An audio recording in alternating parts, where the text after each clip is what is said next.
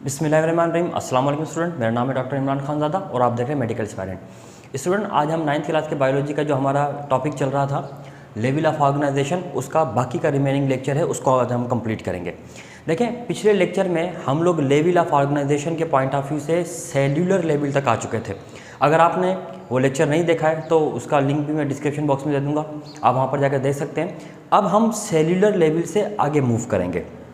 देखिए स्टूडेंट, जिस तरह आपको पता है कि सेल किसी भी लिविंग ऑर्गेनिज्म का बेसिक स्ट्रक्चर फंक्शन यूनिट होता है, लेकिन जब ये सेल सिमिलर टाइप के सेल्स आपस में कंबाइन हो और कंबाइन होने के बाद कोई सिमिलर फंक्शन परफॉर्म करना शुरू कर दे तो वो स्ट्रक्चर टिश्यू कहलाती है। यानी टिश्यू क्या है? When similar type of cell combine to perform similar function is called tissue. इंसानों में, लिविंग ऑर्गेनिज्म में टिश्यू आमतौर पे 4 टाइप के ही पाए जाते हैं। Epithelial tissues, connective tissues, muscular tissues, nervous tissues. जबकि प्लांट्स के अंदर टिश्यू के एग्जाम्पल डिफरेंट है। प्लांट के अंदर टिश्यू पाए जाते हैं, वेस्कुलर टिश्यू होते हैं या एपिथेलियल टिश्यू होते हैं, मुख्तलिफ किस्म के दूसरे टिश्यूज होते हैं। तो एनिमल में ये होते हैं।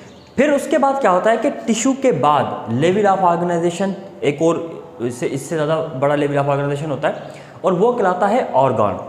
नाउ डिफरेंट टाइप के टिश्यूज़ जो होते हैं वो आपस में कंबाइन हो और कंबाइन होने के बाद एक सिंगल यूनिट के तौर पे परफॉर्म करें तो वो यूनिट जो है वो ऑर्गन कहलाता है। यानी डिफरेंट टाइप के टिश्यू आपस में कंबाइन हो, कंबाइन होने के बाद एक सिंगल यूनिट के तौर पे काम करें, उस यूनिट को हम ऑर्गन कहते हैं। फॉर एग्जांपल, हमारा हाथ है, ये एक ऑर्गन है। अब इस पे सरफेस पे एपिथेलियल टिश्यूज मौजूद हैं, ब्लड की फॉर्म में, हड्डियों की फॉर्म में कनेक्टिव टिश्यू मौजूद हैं। इसके अलावा इसमें मसल्स हैं, मस्कुलर टिश्यू है और हम हर किस्म की चीज़ें यहाँ पर फील कर सकते हैं। तो ये क्या कहलाता है? नर्वस टिश्यू है। तो ये सारे टिश्यू आपस में मिलकर एक यूनिट के तौर पे काम कर रहे हैं और इस यूनिट को हम क्या कहते हैं? ऑर्गन कहते हैं। तो टिश्यूज आपस में कंबाइन होते हैं और कंबाइन होने के बाद क्या बनाते हैं? ऑर्गन्स बनाते हैं।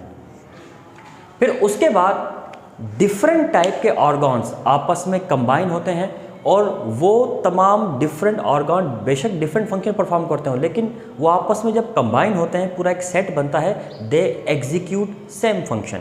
मिसाल के तौर पे आप डाइजेस्टिव सिस्टम की एग्जांपल लें तो इसमें आप देखते हैं कि माउथ में आपके टंग है, टीथ है, दोनों के फंक्शन अलग है।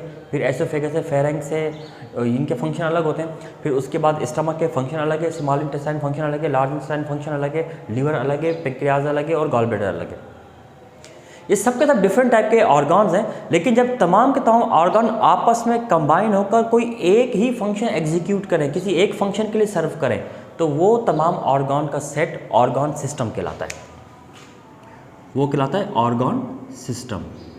अब हमारे बॉडी के अंदर बहुत सारे ऑर्गन सिस्टम मौजूद हैं, जैसा कि डाइजेस्टिव सिस्टम, इसके अलावा respiratory system, nervous system, reproductive system, endocrine system है, स्केलेटल सिस्टम है और मस्कुलर सिस्टम है। डिफरेंट टाइप के सिस्टम है जो आपस में कंबाइन होने के बाद जो है ना हमें एक लिविंग ऑर्गेनिज्म बनाते हैं, एक मल्टी सेलुलर ऑर्गेनिज्म।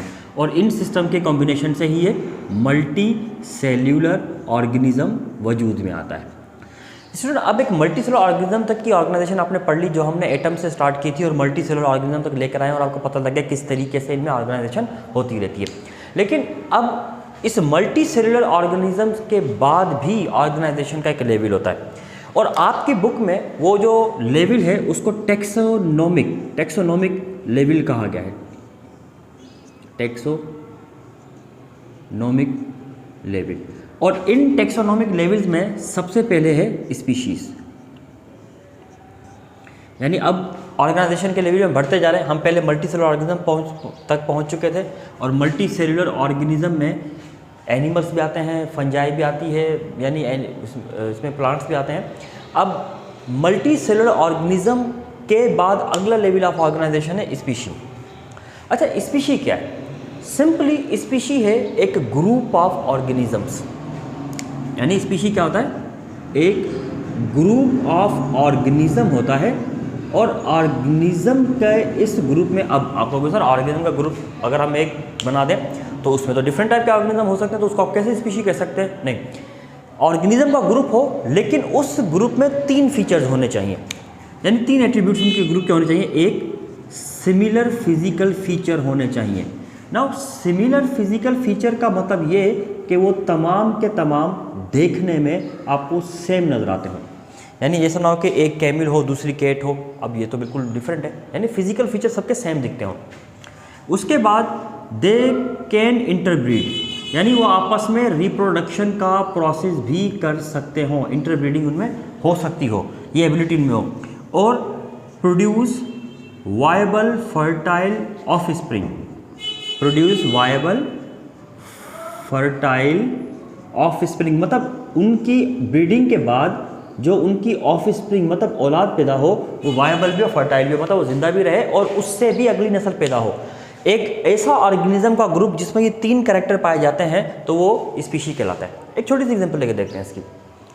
मिसाल के तौर पे आप एक चीज़ नोट करते हैं कि हॉर्सेस एंड डोंकीज, क्या ये एक स्पीशी हैं? नोट करते हैं कि क्या इस कैरेक्टर पूरे उतरते हैं या नहीं। सबसे पहले बात है कि सिमिलर फिजिकल फीचर, हॉर्स और डोंकीज के फिजिकल फीचर ऑलमोस्ट देखा जाए तो सेम टाइप के ही होते हैं, मतलब उनकी शेप सेम टाइप की होती है, ठीक है।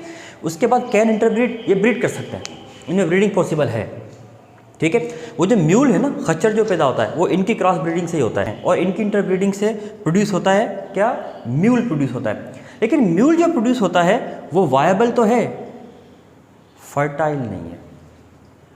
म्यूल वायबल रहता है लेकिन फर्टाइल नहीं होता। तो इसका मतलब ये हुआ कि हॉर्स एंड डोंकीज जो होता है ना वो एक स्पीशी नहीं है, उनकी जीनस है, स्पीशी अलग है। इसके बाद स्पीशी के बाद जो नेक्स्ट लेवल ऑफ ऑर्गेनाइजेशन है वो है पॉपुलेशन। अच्छा, पॉपुलेशन ये कौन सा लेवल ऑफ ऑर्गेनाइजेशन होता है? Member of same species living in a same area is called population. यानी अब मिसाल के तौर पे एक स्पीशी है, किसी पर्टिकुलर एरिया में वो स्पीशी मौजूद है, एरिया में रहती है, तो वो सारी उसकी पॉपुलेशन कहलाती है। मिसाल के तौर पे कोई बाग है, वहाँ पर एक पैरट्स, यानी ये पैरट्स जो है ना वो एक स्पीशी है, तो जितने भी पैरट्स वहाँ पर रहते हैं वो उनकी पॉपुलेशन है। एक जंगल है, जंगल में टाइगर मौजूद है, जितने भी टाइगर उस जंगल में उस एरिया में मौजूद है वो उनकी पॉपुलेशन है। तो पॉपुलेशन का मतलब होता है कि कोई भी एक स्पीशी किसी एक एरिया में रहती है वो पॉपुलेशन है। उसके बाद नेक्स्ट लेवल है कम्युनिटी। कम्युनिटी हम किसे कहते हैं कि member of different species living in a same area, यानी डिफरेंट स्पीशीज हों, 2 या 2 से ज़्यादा स्पीशीज हों और वो एक ही एरिया में रहती हों, वो कम्युनिटी कहलाती है। पॉपुलेशन और कम्युनिटी में बुनियादी तौर पे यही फ़र्क है कि पॉपुलेशन में किसी भी एरिया में एक स्पीशी और कम्युनिटी में किसी भी एक एरिया में ऑल जितनी भी स्पीशीज़ मौजूद हैं सबकी बात हो रही है। कम से कम 2 या 2 से ज़्यादा स्पीशी हों तो पूरी जो एक पूरा ग्रुप बनता है ऑर्गेनिज्म का वो कम्युनिटी कहलाती है। कम्युनिटी में सारी स्पीशीज़ आ जाती हैं और पॉपुलेशन में एक ही स्पीशी कंसीडर करनी होती है। अब फ़र्ज़ करो आप लोग कम्युनिटी स्टडी कर रहे हो, तो कम्युनिटी में आप क्या करेंगे, उस एरिया में जितनी भी स्पीशीज़ होंगी आप वो स्टडी कर रहे होंगे। लेकिन अगर मिसाल के तौर पे आप उस कम्युनिटी के साथ साथ उस एरिया का इन्वायरमेंट भी स्टडी करना शुरू कर दें तो फिर उसमें क्या होगा कि अब ये चीज़ इकोसिस्टम कहलाएगी। यानी इकोसिस्टम और कम्युनिटी में क्या डिफरेंस है कि कम्युनिटी जो होती है उसमें एक एरिया में मौजूद जितनी भी स्पीशीज़ हैं वो इंक्लूड होती हैं, लेकिन इकोसिस्टम में उन स्पीशीज़ के साथ उनका इन्वायरमेंट भी इंक्लूडेड होता है। स्टूडेंट, इसके बाद जो फाइनल लेवल ऑफ ऑर्गेनाइजेशन है वो है बायोस्फीयर। बायोस्फीयर कहते हैं हमारे अर्थ के, हमारे ज़मीन के उस पार्ट पे जिस पे एक लिविंग ऑर्गेनिज्म रह सकते हों। Part of earth inhabited by living organism, मतलब लिविंग ऑर्गेनिज्म जिस पार्ट पर, जिस हिस्से पर इसके रह सकते हों वो बायोस्फीयर कहलाती है। दर हकीकत बायोस्फीयर होती क्या है? बायोस्फीयर जो होती है ये एक रेंज होती है।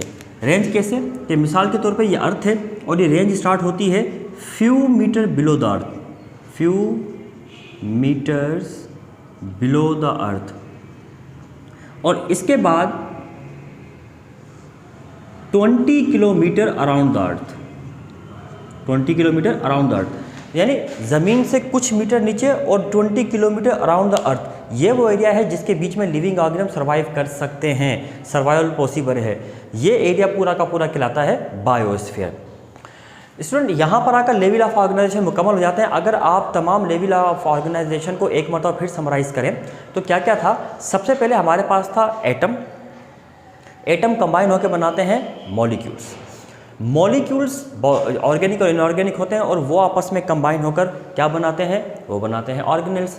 ऑर्गेन्स कंबाइन होकर सेल बनाते हैं और सेल कंबाइन होकर टिश्यू बनाते हैं, और टिश्यू आपस में कंबाइन होकर ऑर्गन बनाते हैं, ऑर्गन्स कंबाइन होकर ऑर्गन सिस्टम बनाते हैं, ऑर्गन सिस्टम कंबाइन होकर एक मल्टी सेल्यूलर ऑर्गेनिज्म बनाते हैं, मल्टी सेल्यूलर ऑर्गेनिज्म आपस में कंबाइन होकर स्पीशी बनाते हैं, स्पीशीज कंबाइन होकर आपस में कम्युनिटी बनाती हैं, और कम्युनिटी इन्वायरमेंट से कंबाइन होकर इकोसिस्टम बनाता है, और डिफरेंट टाइप के इकोसिस्टम कंबाइन होकर बायोस्फीयर बनाते हैं। These are called level of organisations. Student, I hope कि लेक्चर आपको समझ में आ गया होगा। इस लेक्चर से मुतालिक किसी भी किस्म का कोई सवाल हो, कोई प्रॉब्लम हो, आप कमेंट बॉक्स में लिख सकते हैं।